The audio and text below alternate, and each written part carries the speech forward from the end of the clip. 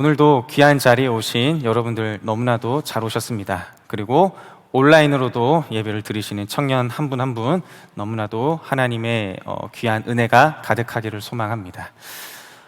제가 제주도에 내려간 연도가 1997년도였습니다. 그때 당시에 제가 원래 인천에 살고 있다가 이제 제주도로 내려가게 됐는데, 어린 나이였음에도 불구하고 제가 제주도로 내려가는 그 과정이 뚜렷하게 기억이 납니다. 먼저 아빠가 제주도에 먼저 내려가 계셨고요. 그리고 엄마와 누나와 여동생과 저 이렇게 3남매가 아빠를 만나러, 그리고 이사를 제주도로 이렇게 가게 됐죠. 그때 당시에 저희 누나의 나이가 11살이었고요. 그리고 제 여동생의 나이가 7살, 그리고 저의 나이가 9살이었습니다. 초등학교 2학년 때 제주도로 가게 된 거죠. 엄마 손 잡고 지하철을 타고 김포공항에 도착해서, 그리고 김포공항에서 비행기를 타고 제주공항으로 이동했습니다. 그리고 제주공항에 가서 비행기를 타고 이제 제주공항에 도착을 했죠. 제가 가야 됐던 곳이 서귀포시였기 때문에, 제주공항은 제주시에 있거든요. 그래서 서귀포까지 버스를 타고 1시간을 달려서 아빠가 있는 서귀포까지 도착을 하고 아빠를 만났습니다. 저희 3남매는 오랜만에 아빠를 만났었기 때문에 아빠를 만나자마자 아빠 하며 막 이제 아빠한테 달려가서 아빠를 끌어안고 펑펑 울었던 기억이 있는데요. 지금의 저의 기억으로는 제주도의 생활이 그렇게 어렵지만은 않았습니다. 즐겁게 지냈었고요. 행복했던 기억이 더 많은데, 제가 나중에 성인이 됐을 때 부모님께 제주도의 생활이 어떠셨는지 여쭤봤는데 조금은 힘드셨던 것 같아요. 부모님이 이런 얘기를 해주셨습니다. 저희 아버지의 사업이 그 제주도에서 이렇게 시작이 됐었는데 가장 어려우셨던 것이 바로 그 텃세였습니다. 텃세. 물론 제주도민 전체 분들이 텃세를 뭐 이렇게 보이시는 것도 아니고 그렇게 막 텃세를 하면서 사람들을, 이제 저희는 육지에서 왔다 그러거든요. 육지에서 온 사람들을 막 밀어내는 것도 아닙니다. 오히려 더 환영해주고 더 친절하게 대해주는데, 유독 저희 부모님이 가셨던 그 지역에서만 텃세가 조금 심했던 것 같아요. 그래서 저희 아빠가 사업을 이렇게 진행하고 계시면 그 지역의 어떤 주민이 그 땅에, 그 서귀포 지역에 있는 불량배를 좀 섭외를 해서 사업을 진행하는 것을 방해한다든지, 아니면은 저희 부모님이 어떠한 공동체에 들어가려고 했는데 육지에서 왔다고 하면서 그 공동체 안에 발을 들어놓지 못하게 하는 등 조금 텃세 아닌 텃세를 그렇게 조금 받으셨던 것 같더라고요. 그런데 감사하게도 시간이 지나서 저희 부모님은 그 제주도 공동체 안에 잘 스며들어 가시면서 20년이 넘는 시간 동안 제주도에서 그렇게 사셨습니다. 저희 부모님이 이러한 텃세를 경험하셨는데, 오늘 성경에 나온 이스라엘 민족들도 텃세를 경험했습니다. 어떤 텃세를 경험했냐? 먼저 그들은 애굽에서의 텃세를 경험했습니다. 출애굽기 1장에 보시면 애굽인들은 이스라엘인들에게 무거운 짐을 지워서 괴롭게 하거나, 그리고 일을 엄하게 시키거나 학대를 일삼거나 어려운 노동으로 그들의 생활을 괴롭게 했다고 합니다. 이스라엘 민족을 향해서 애굽 민족들은 엄청난 텃세를 계속해서 보낸 거죠. 하지만 이스라엘 백성들이 이 애굽인들의 텃세에 힘이 들어 하나님께 기도를 하고, 하나님께서는 그 기도에 응답해 주셨습니다. 그래서 여러분도 다 아시는 출애굽을 하게 되죠. 그래서 이 출애굽을 함으로 말미암아 드디어 애굽인의 텃세에서 벗어났다 생각했는데, 아니나 다를까 이번에는 광야에서 생활을 하면서 그 광야에 살고 있는 원주민들에게 텃세를 당하면서 아주 힘들게 살아가고 말았습니다. 이렇게 많은 텃세를 경험한 이스라엘 민족들, 여러분들 혹시 이안환안이라는 사자성어를 아십니까? 이안환안. 이걸 풀이하자면 눈에는 눈, 이에는 이라는 뜻이고, 이걸 좀 더 쉽게 이야기하자면 내가 입은 해를, 내가 입은 그 고통을 그대로 돌려준다는 의미입니다. 자, 만약에 여러분, 이스라엘 민족들이 아주 오랜 기간 동안 텃세를 당했잖아요. 그렇다면 이 이스라엘 민족들이 이후에 자기들이 좀 살만해졌을 때 과연 이방 민족에게 텃세를 부렸을까요? 안 부렸을까요? 어떠실 것 같습니까? 하나님께서는 이 이스라엘 민족들의 앞으로의 삶이 조금 걱정되셨나 봐요. 이 민족들이 어떻게 할 걸 아셨지만 이 민족들에게 한 번 더 너네 이렇게 하면 안 된다라고 말씀을 하십니다. 출애굽기 22장 21절에서 24절인데요. 제가 한번 읽어보겠습니다. 너는 이방 나그네를 압제하지 말며 그들을 학대하지 말라. 너희도 애굽 땅에서 나그네였음이라. 너는 과부나 고아를 해롭게 하지 말라. 내가 만일 그들을 해롭게 함으로 그들이 내게 부르짖으면 내가 반드시 그 부르짖음을 들으리라. 나의 노가 맹렬함으로 내가 칼로 너희를 죽이리니 너희의 아내는 과부가 되고 너희 자녀는 고아가 되리라. 이렇게 하나님께서는 이스라엘 민족들에게 말씀하셨고요. 또 이렇게 말씀하십니다. 이번에는 신명기 10장 18절에서 19절 말씀인데요. 제가 읽어보겠습니다. 고아와 과부를 위하여 정의를 행하시며 나그네를 사랑하여 그에게 떡과 옷을 주시나니 너희는 나그네를 사랑하라. 전에 너희도 애굽 땅에서 나그네 되었음이니라. 이렇게 말씀하셨고요. 또 말씀하십니다. 이번에는 신명기 24장 19절 말씀인데요. 내가 밭에서 곡식을 벨 때에 그 한 뭇을 밭에 잊어버렸거든 다시 가져오지 말고 나그네와 고아와 과부를 위하여 남겨두라. 그래야면 내 하나님 여호와께서 내 손으로 하는 모든 일에 복을 내리시리라. 아멘. 이렇게 말씀하십니다. 여러분, 이 말씀을 읽었을 때 하나님의 어떠한 마음이 느껴지시나요? 하나님께서 이스라엘 민족들에게 어떠한 것을 원하고 계시는 것 같으세요? 이 말씀을 정리하자면 하나님께서 이스라엘 백성들에게 하시고 싶으셨던 말씀은 바로 야, 너네 이스라엘 민족들아 텃세 부리지 마, 이거였습니다. 텃세 부리지 마.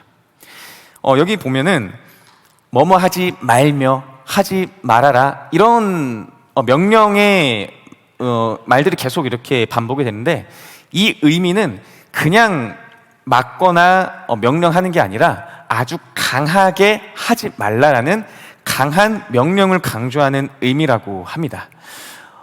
이러한 이야기 속에서 하나님의 말씀 속에서 이방 민족과 고아와 나그네 이들을 하나님께서는 텃세 부리지 말라라고 이렇게 말씀하시는데 이방 나그네들은 이때 당시에 결속력이 강했던 이스라엘 민족에게 들어갈 수 없었습니다. 이스라엘 민족들이 너무나도 강하게 그들만의 사회를 꾸려가고 있으니까 이방 나그네들은 이때 당시에 고통받는 사람들이었는데 그 이스라엘 민족 안에 들어갈 수가 없었어요.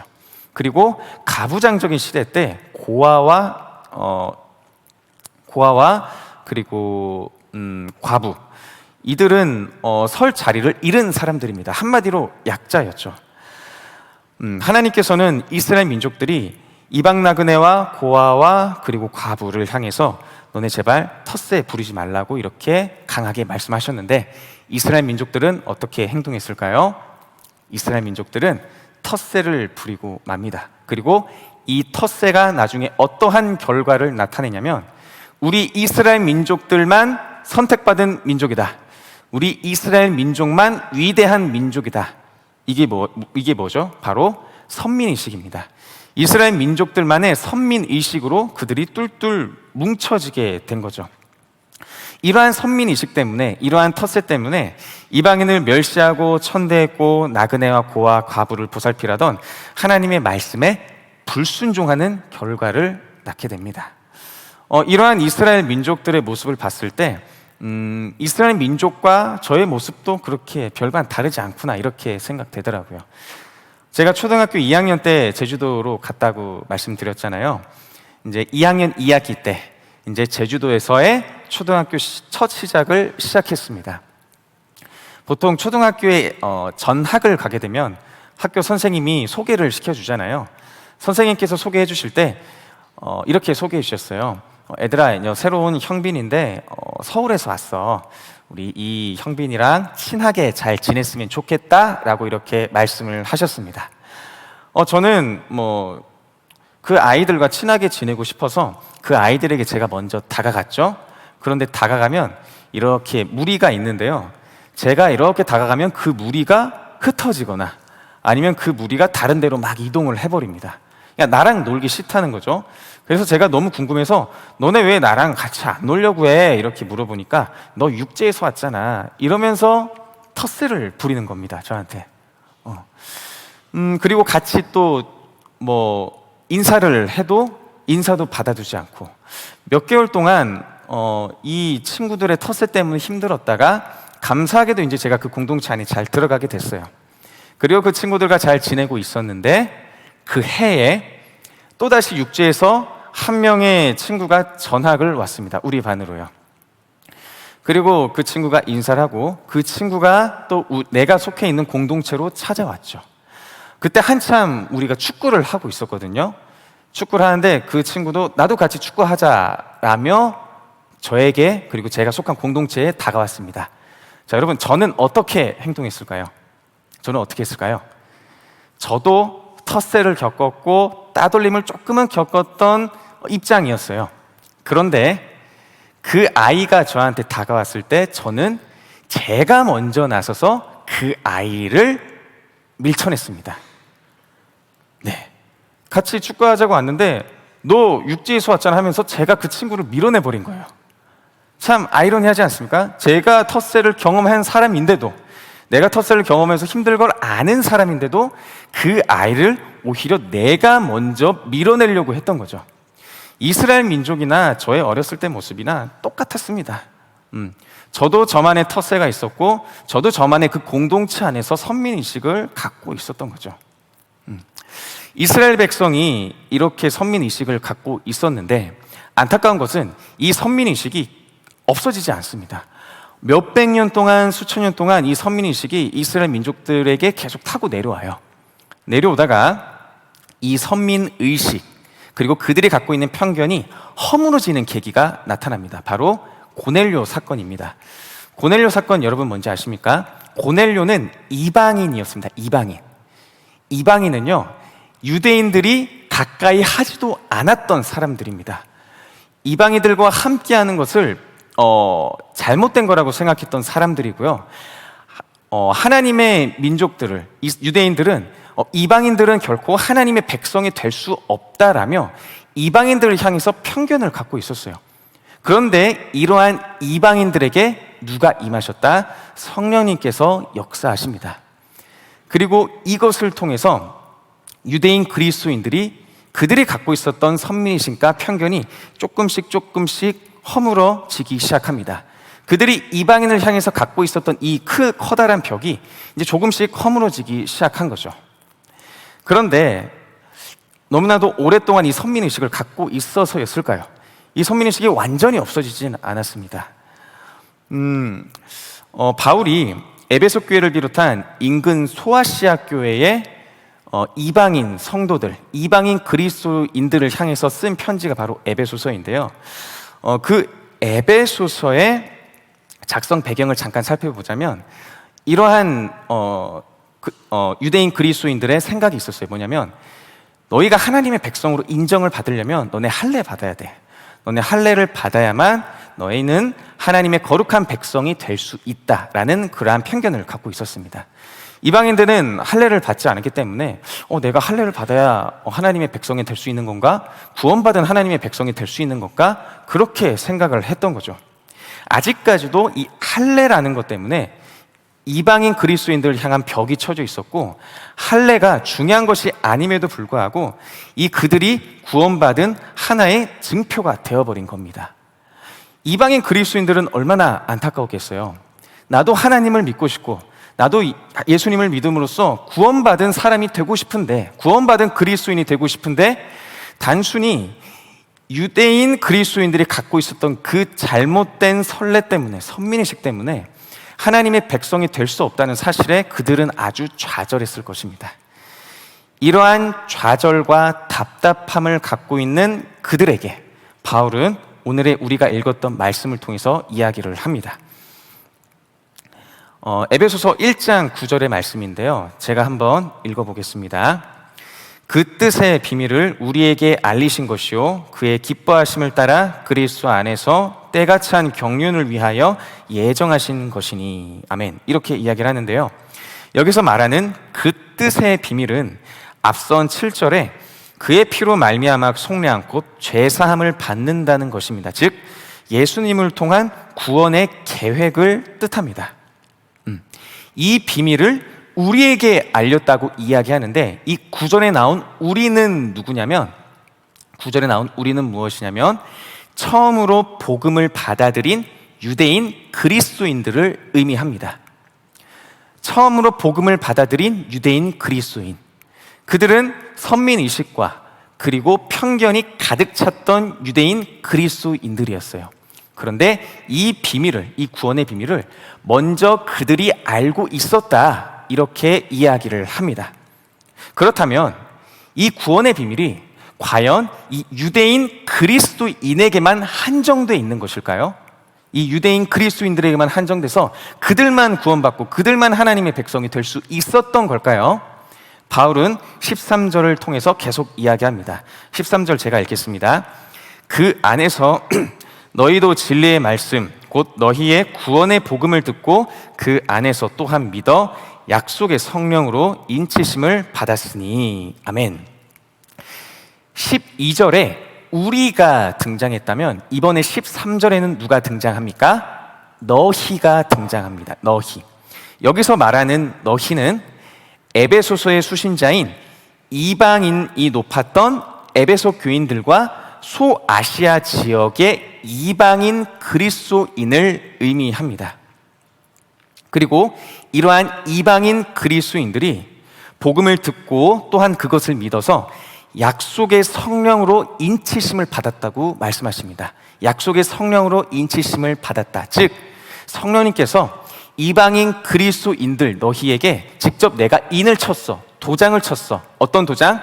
너희가 구원받은 하나님의 백성이라는 인을 내가 쳤어.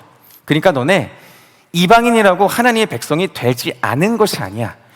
내가 직접 너희를 향해서 인을 쳤으니까 너희는 이미 하나님의 백성이 된 거야. 내가 성령님께서 내가 보증이 되어 줄게. 이렇게 말씀을 하신 겁니다. 이방인 그리스도인들은 성령님께서 직접 내가 하나님의 백성이 되었다는 이 사실을 성령님께서 직접 인치심으로 확인시켜 주셨다는 그 사실이 이방인 그리스도인들에게는 얼마나 큰 기쁨이 되고 행복이 되고 자부심이 되겠습니까? 그렇게 크게 느껴졌던 그 벽을 허물어 버리시는 성령님의 그 인치심으로 아마 이방인 그리스도인들은 큰 기쁨과 은혜와 그리고 그러한 자부심을 느꼈을 것입니다. 이렇게 인침을 받은 너희들이었던 이방인 그리스도인들은요, 이제 14절을 통해서 이렇게 불리게 됩니다. 14절 제가 읽어볼게요. 이는 우리 기업의 보증이 되사 그 얻으신 것을 속량하시고 그의 영광을 찬송하게 하려 하심이라. 아멘. 이번에는 우리라고 이야기합니다. 우리. 여기서 말하는 우리는요, 앞서 말한 유대인 그리스도인들을 지칭하는 우리가 아니라 유대인 그리스도인들 뿐만 아니라, 그리고 아까 너희라고 불렸던 이방인 그리스도인들 뿐만 아니라 그 모든 사람들을 통합해서 이야기하는 단어가 바로 이 우리입니다. 이 우리에는 앞서 말했던 우리와 그 앞서 말했던 너희가 모두 다 들어있는 우리가 된 거죠. 성령의 인치심으로 말미암아 너희였던 이방인 그리스도인들이, 벽을 쳐서 받아들이지 않고 있었던 그 너희였던 이방인 그리스도인들이 성령의 인치심으로 말미암아, 성령님이 보증이 되심으로 말미암아 너희에서 우리로 변화된 것입니다.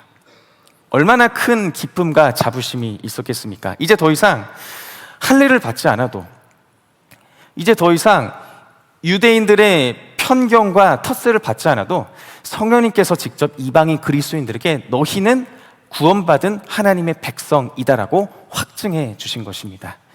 이것이 얼마나 그들에게 큰 기쁨이 되고 은혜가 되었는지는 제가 말씀을 준비하면서도 너무나도 큰 기쁨이 저에게 다가오더라고요. 이방인들이라고 했을 때 그 이방인들은 우리도 포함됩니다. 그렇죠? 우리도 이방인입니다.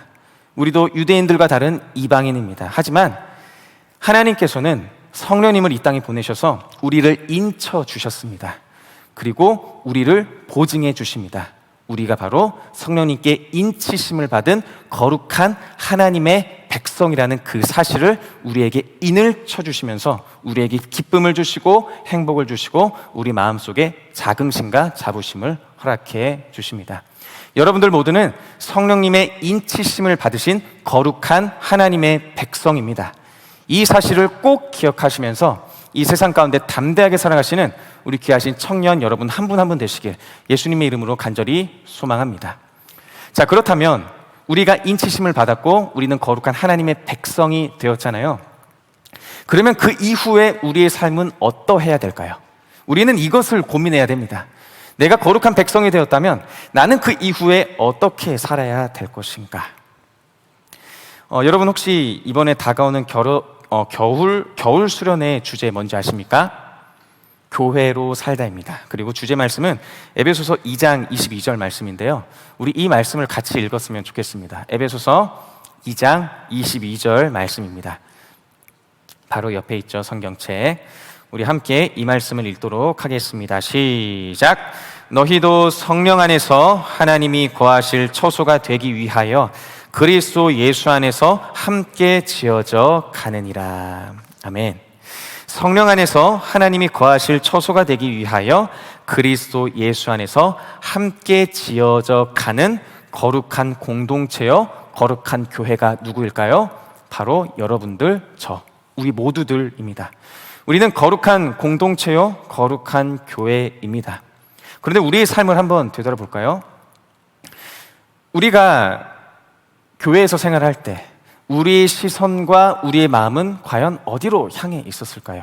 우리는 성령님의 인치심을 받은 하나님의 거룩한 백성인데 외부에서 사람들이 이 교회에 왔을 때 우리는 과연 그 외부인에 대해서 벽을 치진 않았는지, 텃세를 부리고 있진 않았는지 우리 자신을 한번 되돌아봐야 합니다.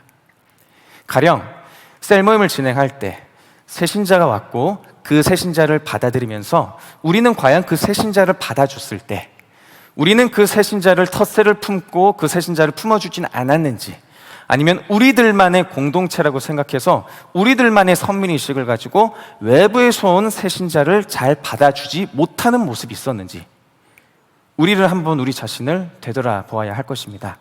비단 이 교회뿐만 아니죠. 여러분이 속한 공동체에서 여러분들은 과연 어떻게 생활하셨는지 되돌아보셔야 됩니다. 새로운 직장에서 새로운 사람이 왔을 때 우리는 과연 그 사람을 어떻게 대해줬습니까? 성령님의 인치심을 받은 거룩한 백성으로서 우리는 과연 그 사람을 어떻게 대하셨습니까? 다시 한번 말씀드리지만 우리는 성령님의 인치심을 받은 거룩한 공동체이자 교회입니다.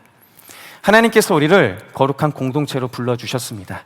이제 우리가 품고 있었던 벽이 있었다면, 선민의식이 있었다면, 텃세가 있었다면 이 모든 것들이 성령 하나님의 은혜로 말미암아 모두 허물어지기를 소망합니다.